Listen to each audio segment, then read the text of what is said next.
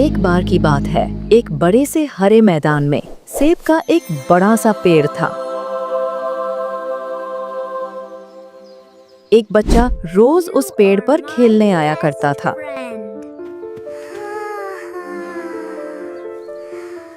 वो कभी पेड़ की डाली से लटकता, कभी फल तोड़ता, कभी उछल कूद करता था। सेब का पेड़ भी उस बच्चे से काफी खुश रहता था। You are my best friend. कई साल इस तरह बीत गए।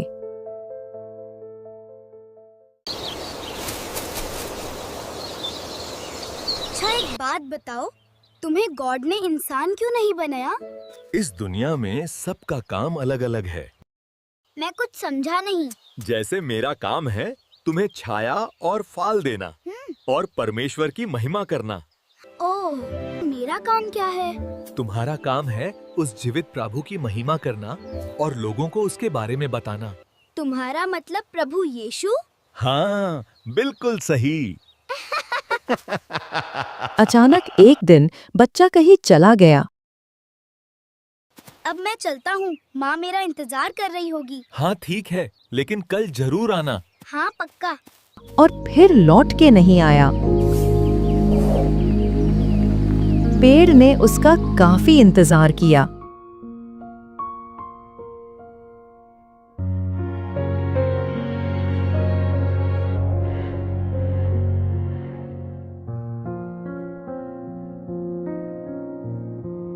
पर वो नहीं आया। अब तो पेड़ उदास हो गया।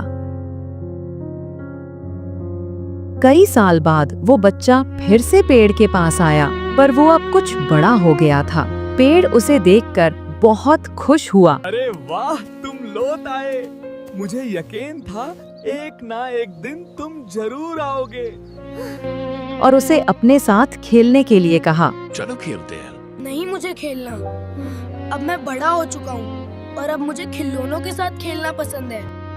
पर बच्चा उदास होते हुए बोला कि अब वो बड़ा हो गया है, अब वो उसके साथ नहीं खेल सकता। बच्चा बोला कि अब मुझे खिलौने से खेलना अच्छा लगता है, पर मेरे पास खिलौने खरीदने के लिए पैसे नहीं हैं। पेड़ बोला, उदास ना हो, तुम मेरे फल तोड़ लो और उन्हें बेचकर खिलौने खरीद लो।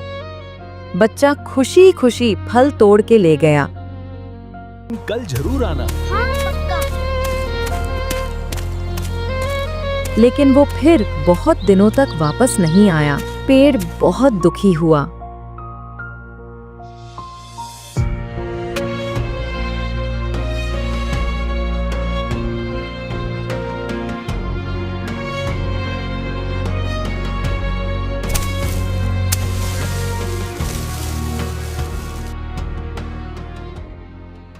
अचानक बहुत दिनों बाद बच्चा, जो अब जवान हो गया था, वापस आया। पेड़ बहुत खुश हुआ और उसे अपने साथ खेलने के लिए कहा, पर लड़के ने कहा कि वो पेड़ के साथ नहीं खेल सकता। अब मुझे कुछ पैसे चाहिए, क्योंकि मुझे अपने बच्चों के लिए घर बनाना है। पेड़ बोला, मेरी शाखाएं बहुत मजबूत हैं, तुम इन्हें काट कर ले जाओ और अपना घर बना लो। अब लड़के ने खुशी खुशी सारी शाखाएं काट डाली और लेकर चला गया। वो फिर कभी वापस नहीं आया।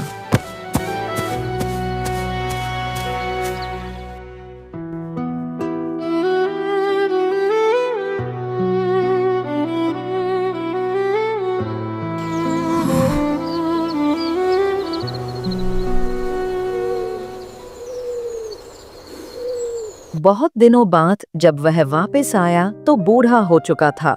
पेड़ बोला, मेरे साथ खेलो, पर वह बोला कि अब मैं बूढ़ा हो गया हूँ, अब नहीं खेल सकता। पेड़ उदास होते हुए बोला कि अब मेरे पास ना फल है और ना ही लकड़ी, अब मैं तुम्हारी मदद भी नहीं कर सकता।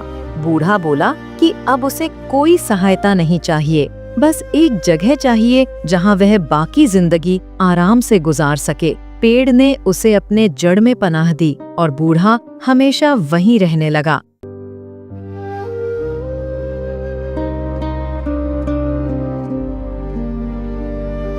दोस्तों, इसी पेड़ की तरह हमारे माता पिता भी होते हैं। जब हम छोटे होते हैं तो उनके साथ खेलकर बड़े होते हैं और बड़े होकर उन्हें छोड़कर चले जाते हैं और तभी वापस आते हैं जब हमें कोई जरूरत होती है।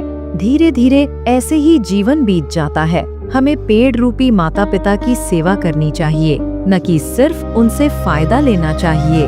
और जैसा बाइबल में भी लिखा है, निर्गमन 20 अध्याय उसका 12 वचन, अपने पिता और अपनी माता का आदर करना, जिससे तेरी आयु उस देश में बढ़े जो तेरा परमेश्वर यहोवा तुझे देता है। बाइबल में ऐसे कई वचन लिखे हैं जो माता पिता की आज्ञा मानने और उनका आदर करने के लिए कहते हैं। तो आपको ये कहानी कैसी लगी? कमेंट में जरूर बताएं और इसी तरह की और मसीह कहानियाँ जो सीख से भरी हुई हों देखने के लिए चैनल को जरूर सब्सक्राइब कर लें। और आपको अगली कहानी किस विषय पर चाहिए हमें जरूर बताएं। तो फिर मिलते हैं, तब तक के लिए सबको प्यार भरी जय मसीह की।